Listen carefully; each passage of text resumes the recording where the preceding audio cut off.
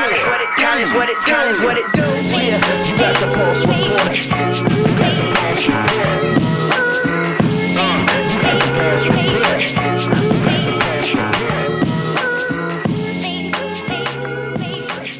Welcome to the Pulse Report. I'm your host, Marco, and welcome to episode 2.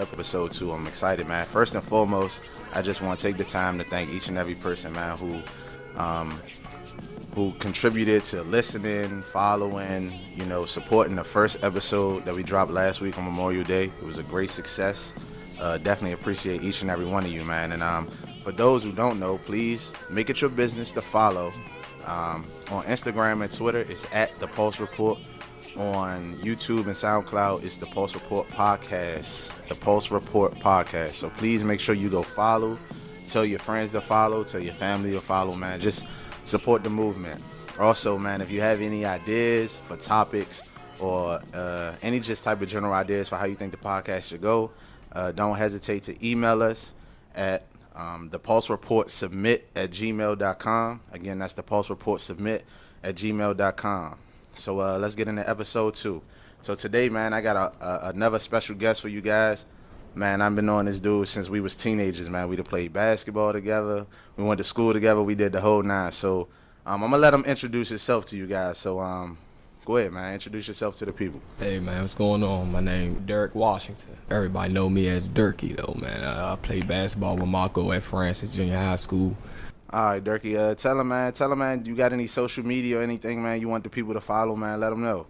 Oh, yeah. I got Instagram, Facebook, Snapchat, and Twitter. Ducci the God. DucciDagawd. All right, man. Y'all make sure y'all go give my man a follow, man. This guy is a very intelligent guy. Not only is he great at sports, man, but he's great at life, man. The guy is he's actually into coaching, taking his son to the next level, man. So make sure y'all get on his IG, check his son out, man. The guy's pretty good. He's gonna be on y'all radar. He's a young one right now, but in a couple years, man, he's gonna be something to talk about. So y'all make sure y'all check him out, man. So Durkee, man, I just want to acknowledge Durkee played basketball at Lincoln University, which is in the CIAA. Shout out to the CIAA, man. We both alums of the CIAA. Definitely. Shout out to Livingstone. Shout out to Lincoln. And Durkee was a wingman out there. Durkee did his thing, man. Took him to playing a little bit of professional overseas. So why don't you tell the people a little bit of something about, the overseas experience and a little bit about the Lincoln experience in the CIAA. I'll start off with Lincoln, I guess. Playing at Lincoln, man, I had a lot of fun. The CIAA conference is one of the better conferences in the country, for real. It got the third biggest tournament. It's the NCAA, the Big East, and then the CIAA. So playing in that atmosphere was big for me. Going D2, I didn't really expect what came from the CIAA. I thought I was just going to go there and basically average 30. But, when you go to that conference, you realize that a lot of people that's playing in that conference are D1 transfers or people who just couldn't get their grades together in high school and had to go the JUCO route. Yeah. So, man, the CIAA is definitely a top conference in the country. What's crazy is, like I said, man, Durkee played with Lincoln, and I went to Livingstone. We was in school at the same time, so when Livingstone played Lincoln, it was hard to know who I was rooting for. I wanted my childhood friend to do good, man. I wanted to support him, but I had to remain, loyal to the black and blue. So it was a little bit of split support there. I was hoping for Durkee to get off, but in the same sense, I was hoping that the team, Livingstone, got the win. So, we got a couple championships under our belt. So I guess it's safe to say how that went. We won't get into many details, like that. But why don't you tell them about, how it came about to leading over to playing overseas, man? Let them know about that experience a little bit. Well, like I said about the CIAA, like playing in that conference, it upped my game. It prepared me for the next level. So when my senior year came around, I was physically able to show scouts or agents that, I was the type of player that could play in Europe. So once I graduated, I had about 4 or 5 different agents contact me, and I dealt with one, this guy named Shasta Scott. He came off to me as the most genuine person.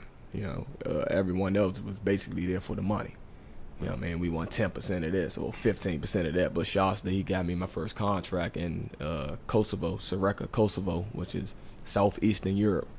And once I got over there, the culture change was crazy. Like, Wow. like it wasn't no more noodles or you know what I mean. Like, just the adjustment to their food was it killed me for like the first 2 weeks. Like, I was sick.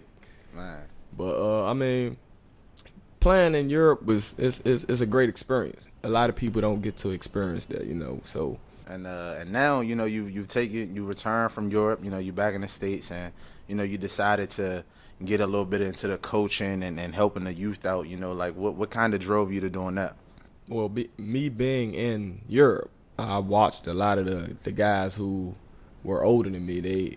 They were on my team, but they also ran their own camps in our gym. So watching them, it always made me think like, man, when I go home, this what I'm gonna do. And you know what I mean, it stuck with me, because when I came home, it was like within like the first week I was in the gym with my son. You know what I mean? His first week in the gym, we getting after it. And I'm looking at him and I'm just thinking like, man, the kid can be good. He overseas drip was my drive, but seeing him, like, and as he got better, and then people seeing him on Instagram and Facebook, like, oh, he good, I want to put my son with him. So now it's like I got a lot of clients, and I'm also coaching a lot of my kids in AAU right now. So that's the passion for basketball right now. Man, that's dope, man. And I think, you know, like we was actually just having a conversation before the episode started about how we wish, you know, we had that type of leadership and that type of like support, you know, when we were younger, coming up through the middle school ranks and everything, you know. But I think that's super dope, man. Definitely keep doing that, man. And y'all make sure, you know, if you got a youngster, you know what I'm saying, and you want him to get into some sports, man, this is the right guy to lead him to the promised land. You know, make sure y'all follow him and everything, and check him out, contact him, see what y'all can do to put y'all children, link them up with him. So you played college basketball, and you know, you played professional basketball, and it kind of brings me to my next point. I just want to know, this has been a talk that many people have had, you know, it's plenty of different sides. I'm gonna give you my take, but first I want your take. As a college basketball athlete, do you think college basketball players, or just college athletes in general, should they get paid? Definitely. The struggle of being a college student is crazy, first of all. I can attest to that. Now, when you add athletics, 6 a.m. practices, you know what I mean? Like, this was my schedule at Lincoln. We had 5 a.m. workouts, which 5 a.m. to 6, we'll do either a pool workout or we'll do track, you know, something of that nature. Then from 6 to 7, we have like a little practice. Then I'll have an 8 a.m. class. So from 8 a.m. to about 12, I'm in class. And then we have an individual workout at 1 in the gym. So it's almost like you're working a 9 to 5 job in college. But you know what I mean? The university is benefiting from you. No, I can agree with you. Skills. I definitely think universities benefit from, you know, the work that the athletes put in. But this is my take, and I you know, hate to play devil's advocate, but I don't think college athletes should get paid. And the only reason I say that is because the cost of a college tuition, I mean, most of these guys are on scholarships. Let's call a spade a spade. You know, most of these, at least these elite programs, they have these children on scholarships. Now, granted, most of them don't stay there for 4 years, so they're literally probably just there to get, you know, put on a platform where they can be recognized. Right. Now, for me, in turn, that is the reward. Like you said, you was able to play and have people come see you, scout you, and you ended up playing overseas. To me, I think that is the reward, you know, putting you on a platform, because the same guy that goes to UDC, shout out to the University District of Columbia, he doesn't get the same looks as the guys that goes to Duke or Kentucky. He might be just as good. He might be even better. Right. But because he go to a school that's not really on that platform where it's nationally broadcasted, or, you know, they have this type of reputation, they don't get those chances. So to me, when you play at some of these big institutions and some of these big programs, I feel like the reward is the fact that you are able to be exposed. You can expose your talents to the world. And, you know, again, it most of the time comes along with a free education. Now, I'm not the type to say that what's right and wrong in a scenario. You know, I and that's why I'm glad you're here to kind of give a better insight as an athlete. But I mean, that's just my personal opinion. I don't think they should get paid. But you say, the 6 a.m. practices and things of that nature. But doesn't that come with being an athlete? I mean, even if you play on the next level, NBA players, or when you was in middle school or whatever the case, we had late practices in the afternoon, and we still had to come to school the next day, not to count homework, stuff like that. So, I mean, just tell me, what do you think about that take as far as? I agree with you as far as the rewarding part. As far you get your degree out of it, your school is paid for, and so on. But the only difference between, like you said, about middle school and practicing late, you're not on your own in middle school. You go home to a meal from whoever is home, or your coach will provide for you to eat, which some coaches around us did. But don't they have meal plans at some of these big institutes? I mean, all of these coaches, I'm pretty sure that these players have great meal plans, man. And what I can tell you is, I know a few people who played at Duke that survived off of oodles and noodles or peanut butter and jelly sandwich. See, it's like at Lincoln, our cafeteria was open 24 hours. Wow, I should went to Lincoln. The only thing about it, though, is a part of the cafeteria wasn't. Mm-hmm. So you will have to deal with the burgers and the fries for 24 hours. An but athlete's nightmare. The kicker was you had to pay for the burgers and fries. Oh, man. So it wasn't part of your meal plan after 11 p.m. Okay. So why I say they should be paid in the NBA, you got to be on time to all the practices. You have to be up at 6 for for workouts and so forth. But you're being paid to put the nutrition back in your body after you just give, a hard 2 hours of practice. Okay. So at first I didn't want to play devil's advocate, but now I think I'm being forced to play devil's advocate. So let me ask you this. Would that not change the scope of why people go to college if you pay them? What if some of these guys don't care about an education at all? What if some of these guys don't even care about making it to the NBA? What if it becomes, hey, I can go there for 2 years and get paid as an athlete and not care about what happens afterwards? And that's where you see the NBA, you're getting paid millions. In college, all you need is a stipend. But some of these guys, I mean, we've seen it. I mean, we can go to the court right now and then find a guy who's probably pretty decent, who maybe can play on a college level, maybe not NBA, but wouldn't that take a roster spot from a guy who maybe really needs that spot to shine, to probably make it to the next level? I'm just saying, like, if we add money to the equation, anytime money is added to the equation, people motives change. Right. You feel me? So would that necessarily make people only want to go to college for the money? Not really care about if you win or not. Why worry about winning if I'm going to get paid? Some people may look at it that way. Some may. But you also got the Brandon Jennings and the Akil Cars of the world who jump overseas to get the money and skip college. Right. And then Brandon Jennings, instance, get drafted the year after that. Right. You know what I mean? Emmanuel Mudiay did the same thing. So you basically, like, they need the money. If I'm home and I don't got no money, my family messed up, and they already took out the jumping from high school to the NBA. Right. Paying in college gets the kid his degree, though. You have to go to class. So I think it should be a rule. I think it should be a rule. If money came about, they would have to lay down rules. You get what I'm saying? Absolutely. You got to have this GPA. You got to attend, class that you on a regular basis. You have to be on time. Mm-hmm. It's like a job. Right. If you don't show up to work, you don't get paid for that day. So if you don't show up, so do you pay players according to their talent level? Like, is the 12th guy on the bench getting paid the same amount as the superstar? Hypothetically speaking. Probably not, because the 12th man on your bench typically doesn't have a scholarship. He's typically a walk-on. But you know what I think it will benefit these kids coming into college and the one and dones? Getting money in college, and you got to have somebody there, like, to manage you. You know what I mean? So you're not just out spending your money crazy. I think that will help them once they get to the NBA. Man, they got classes for that, man. What are you talking about? You know what I'm saying? Like, you take these classes, man. Put it like this. Lincoln Every University. college athlete should just take money management, and then we have it all solved right there. Lincoln University. Small D2 school. A lot of budget cuts when I got there. Mm-hmm. Basketball team was 4-22. You could barely get one side of the gym full. Wow. The first year, we probably had 70% of the gym full by the end of the year. my junior year, we didn't make Kentucky or Duke money, but the university made so much off of basketball. We didn't see a dime from it. We were given $10 a day on the road. A day. We traveled to North Carolina. We have $10 to eat lunch, breakfast, lunch, dinner. So you basically got to split it. You gotta go to Taco Bell, man. Get you one of those deal A's for So like what $2. we at McDonald's. You get what I'm saying? We wake up 2 for $2.50. We might be at a hotel that don't even serve breakfast.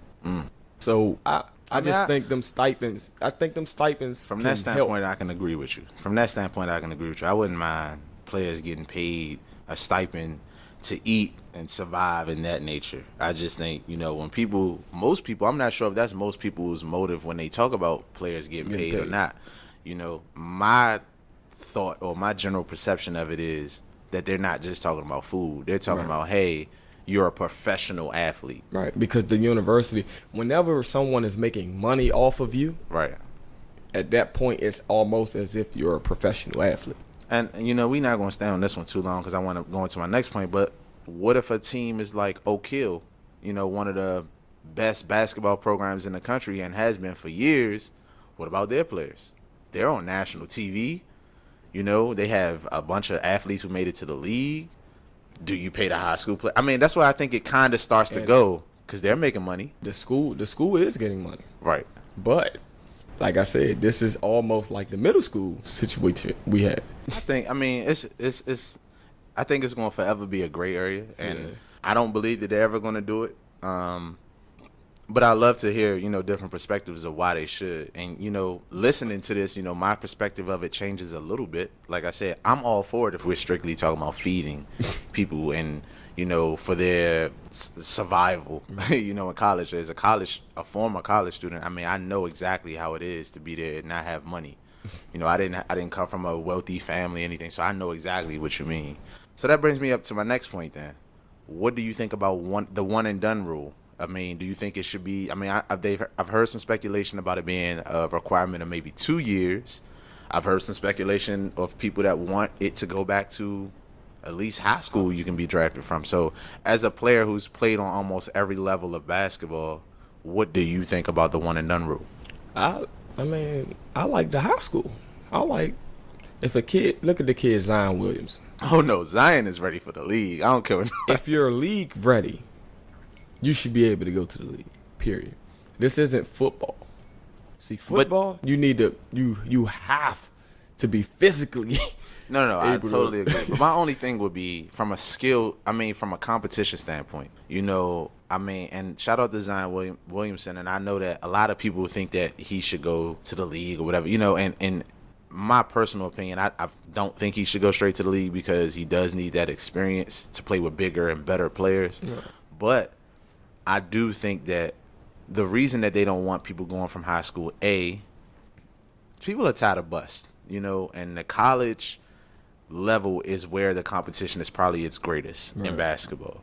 So we don't want to, prematurely send these children, because that's all they are, 17, 18-year-olds, to the NBA to play with grown men, and they weren't ready. They look good in a gym as far as their talent and athletic ability, but that's not even considered the next level. That's 2 levels up because now we skipping college. Right.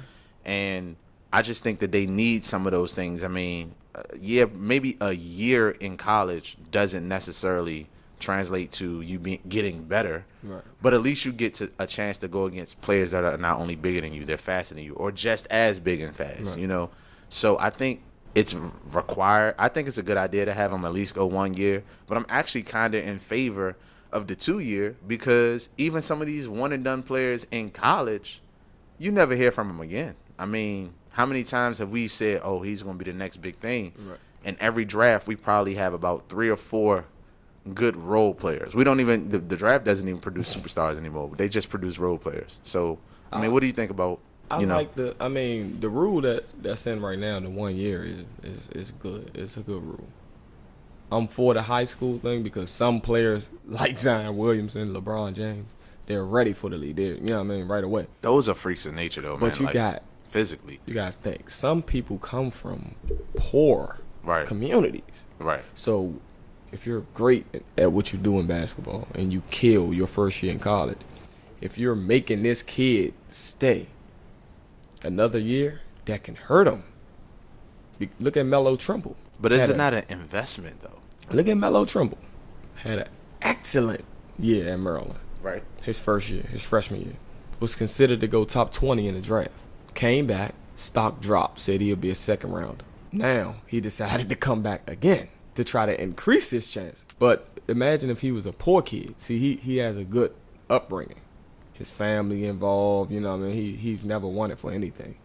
Right. But if he was one of the poor kids, now you're looking at like, hey, he might finish school and not even make it to the league. When you graduate from college, you almost go right back into what you ran from when you graduated high school. If you're poor, you go right back into that gutter until you find a job to get yourself out of it. So for the kids that can play 1 year and then go to the NBA, even if you become a bust, you get that first contract. You can move. Right. But does that necessarily mean that people who have the authority to make this decision about the one and done rule or whatever, would that necessarily mean that they would have to factor in underprivileged youth? Because what do you say to the guys who aren't underprivileged? Right. Or what if it's more people who are privileged than underprivileged in that situation and say, hey, you're favoring the guys who don't have it? And I mean, it's not about ethics in that point, I don't think. You know, I don't think ethics comes into play when it comes to sports most of the time. But if those are the powers that be, if you tell them, hey, you need to change this rule because people who are less fortunate don't have this and that. I mean, is that logical for them to even consider that? Now, if it came down to it, they probably wouldn't consider it because most of the people who are underprivileged are African-American kids. Right. So if they had to take that into consideration, they will probably waive it and say, okay, I'm going to go with Uncle Tom just said. Okay. Whereas we don't want the underprivileged to take advantage of these opportunities. But most of the African Americans who aren't underprivileged, they have people behind them that's backing them in their community. Right. I totally agree with you. For all of the wrong reasons. Right. It's just always multiple sides to a spectrum, and I feel like when we discuss like things like this, we also gotta understand that there's different things that contribute to the decisions that are made. So I mean, like, it make perfect sense what you're saying about, you know, the underprivileged youth, and I'm all for it because, like I said, I didn't come from money or anything like that, so I understand exactly, you know, what it's like to come home and not be sure of anything financially. So I definitely understand. But speaking of support and people's opinions, LeVar Ball, the most famous man in sports right now. What do you think about LeVar? I mean, as a dad, right? You're a dad. You have a son that you coach. And, you know, eventually I'm pretty sure you would love to see your son make it to the paramount of basketball. Lonzo Ball is about to be in that, you know, in that realm. How do you feel as a dad about LeVar Ball? I like his message. I don't really agree with his comparisons, but his message is how can you go against his message? He's basically telling all fathers to stand behind your kid. I mean, his comparisons where he's better than Steph Curry. Do you think you know what Lonzo feels? Because I don't, because I never hear Lonzo speak. I think he feel how his father feel. You can see it. He don't say it, but you can see it. That's interesting. See, I know if my father was the way LeVar is and I didn't agree, I would tell him, like, because the money is coming in my name. The check says Alonzo Ball. Right. It doesn't say LeVar Ball. So I control this. So he has to agree because he's just sitting back holding the shoe, or, you know what I mean? Like, he's just enjoying the moment right now. See, my thing is, I'm not sure of Lonzo's idea of what's going on, because not only does he not speak, I mean, he kind of has this face that's kind of emotionless. Like, he doesn't really show his emotion. He doesn't really wear them on his sleeve. But I can't necessarily say I think he feels the same way. But I do feel like even if he did, why not let me be the spokesperson for myself? You know, like, I'm the athlete. I'm the one who got us to this point, if that's the case. I mean, if you want to say dad he pushed me and he trained me, cool. But you can push and train your child all day, every day. That doesn't mean it's basketball player, which Lonzo is, in my opinion. I think he's definitely, one of the best players, hands down, in the nation. So I do think I agree with LeVar's motive as far as making sure I promote my child to the best of my ability. Now, the method to his madness, that's something totally different. I just think that it's like right now, we're talking about LeVar Ball. We're not talking about Lonzo, really. We're talking about LeVar, and I think that that's the problem right there. But I think when you look at it, us talking about LeVar, we're also talking about Lonzo. So right. But why not just be talking about Lonzo? All publicity at this point. It's good publicity. Totally understand. When you think about it, we're talking about LeVar. Triple B's or whatever they call it, Big Baller Brand, is LeVar Ball. Because the other two brothers, I know for a fact, I don't think they're going to make it. They pushing Triple B's. That's the father brand. Right. So why not put the father? I'm not mad at that. If anything, why not just let Lonzo be at the front helm of it, though? Like, why not make Lonzo the ambassador, the spokesman? Yeah, Dad can sit in the back and still make those same type of... I think the father is taking all of the shots right now, though. All the shots people shooting at him, the punches they throw. But he's literally the worst. And I mean, I know you're saying that, like you're not saying that literally, you're saying it figuratively, right. But he's literally the worst basketball player in the family, and he's taking all the shots. Like, let Lonzo get his run in. But sometimes you need somebody there to take those punches. I'm with you. To stand in front of those punches. Who knows if... I'm a Lakers fan, so I'm rooting for Lonzo because I think we're going to get Lonzo, and I'm rooting for him. I want him to ball out, but part of me kind of wants to see him fail, and it sucks to say that because I want LeVar to shut up. I just want LeVar to shut up. I don't think he will shut up if Lonzo has a bad year. So, with all that being said, do you own a pair of ZO? Did you pre-order the ZO2s is the question. Not at all. Why not? You stand for LeVar Ball. You got to go get the ZO2s. Not at all. I will not pay $500 for a pair of basketball shoes. Yo, all right. I don't know, what people were thinking. I understand people want to support, but nah, bro. And he hasn't even played Summer League. He hasn't even got drafted yet. And look, he is the model of this draft class. I love the idea, man. Markelle Fultz will be the number one pick. He will, and I don't think it should be any other way around. And we're not even discussing him. That's crazy. But we're technically not discussing the possible number 2 pick either. We're discussing the dad of the number 2 pick. But look at it though. If he don't pave out to be the next Kobe, Magic of the Lakers organization, they are putting their brand on a national scale at this point. Nah, I totally understand. So hold on, real quick. Shout out to Markelle Fultz. Another product of the area, man. Went to DeMatha, WCAC basketball in Washington, D.C. area, man. Shout out to you, Markelle Fultz. I hope you're the first pick in the draft, man. And hopefully you can do your thing in the league on the next level because I think you can ball too. I think Lonzo is as advertised. I think he's by far the best, probably the best point guard, pure point guard. With a 6'6" frame, I mean, that's every NBA team's dream from the point guard position. He'll be the number 1 pick in the draft if his father wasn't in the spotlight as he is right now. That's tough. Yeah, and I probably can agree with you on that, man. I definitely agree with you. But, man, I hope, my Lakers can get it right, man.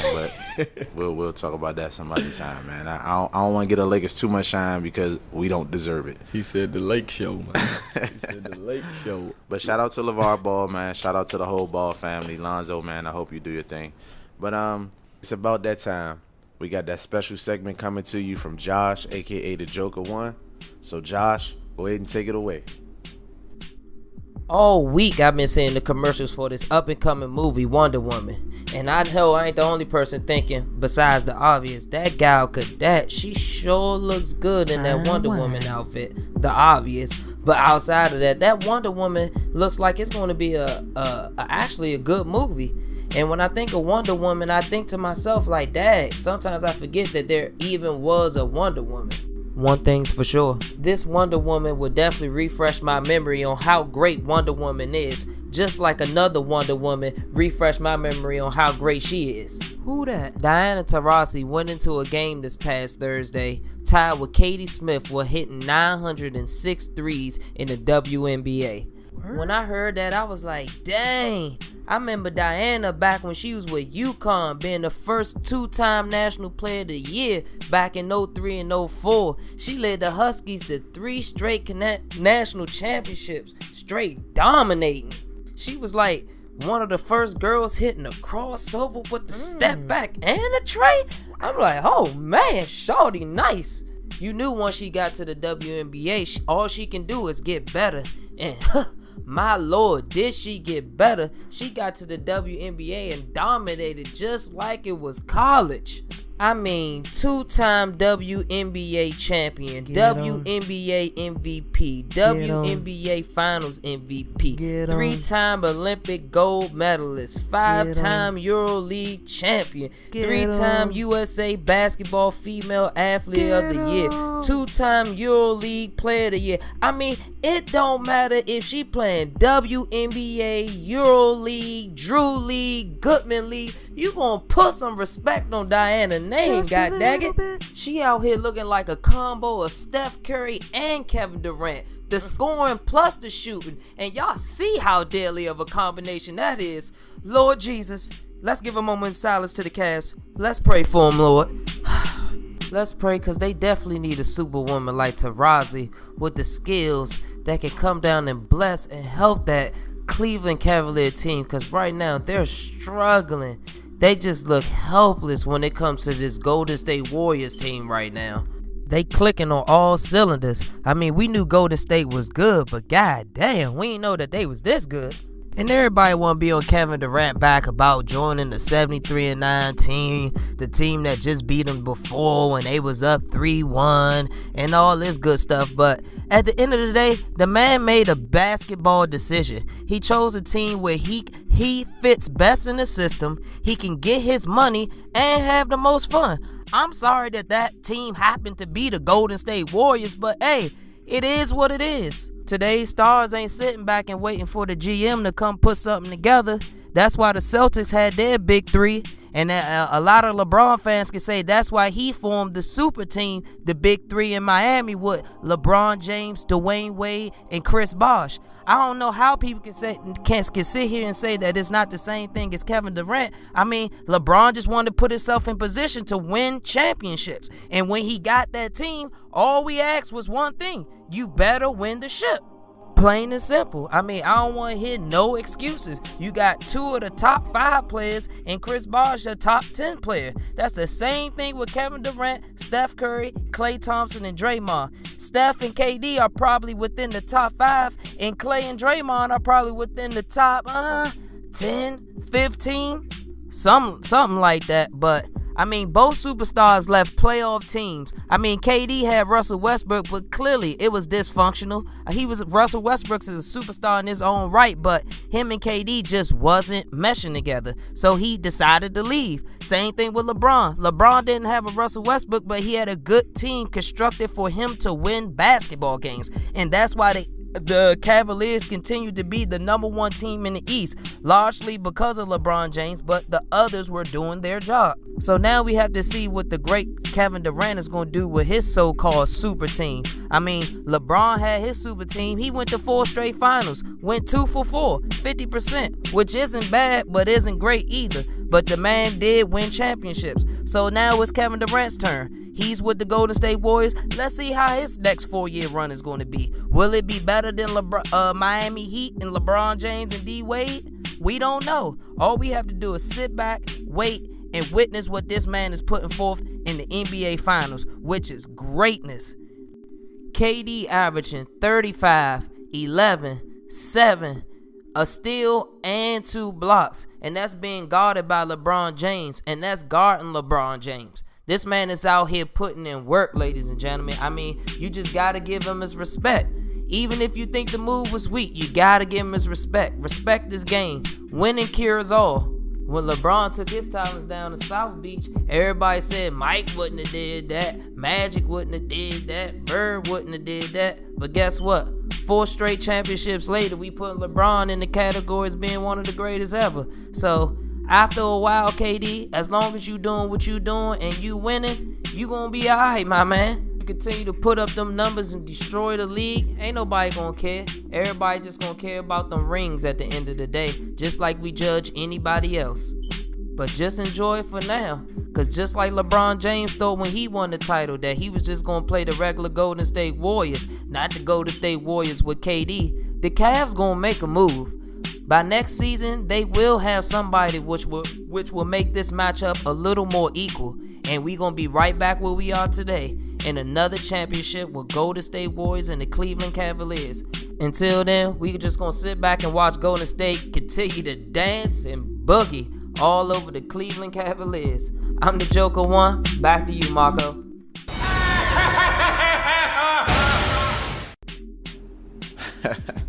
I'm telling you, man, that boy Josh is something else. Hey, I saw Wonder Woman personally, and I thought, DC did a great job with that one. Man, Diana Taurasi is definitely something like a Wonder Woman, and KD and the Warriors are surely looking like the Justice League. So I definitely feel Josh on that one. But look, it's also that other time, man. We're gonna go ahead and wrap this session up, man. And I just first and foremost want to thank you, Dirt, for coming in and shedding some light. Like I said, not only from a basketball standpoint, from a professional standpoint, from a dad's standpoint, from a coaching standpoint. Definitely wish you well in all your endeavors, man. And y'all make sure, like I said, if you have a child and that is into basketball, that you get in contact with this guy, because this guy will do what it takes. He's not LeVar Ball, I promise you. He's not LeVar Ball, but he will do what it takes to take your child to the next level. So, let them know where to follow you at again, man. Let them know how they can get in contact with you. Instagram, Ducci the Kid, Ducci the God, actually. DUCCIDAGAWD. My son page is Ducci the Kid. Wait a minute. Hold on. No. He might be LeVar Ball. Wait a minute. He has a page? Yeah. Oh, man. Well, make sure y'all follow his son, all too. All the kids today got Instagram pages. Hey, y'all follow his son as well. Y'all follow. Well, thank you again, man. And for the listeners, man, thank you all, especially the ones who listened last week, man. It was a great success on Memorial Day, our first episode, our inaugural episode. So this is episode 2. I hope you guys enjoyed it. We're going to catch you guys next week. And make sure you guys follow us on Instagram and Twitter at The Pulse Report, and on YouTube as well as SoundCloud, The Pulse Report Podcast. So I hope to hear from you guys, and definitely email us at thepulsereportsubmit@gmail.com. Again, that's thepulsereportsubmit@gmail for all of your ideas and topics that you may want us to discuss. That wraps it up for episode 2. TPR, we out.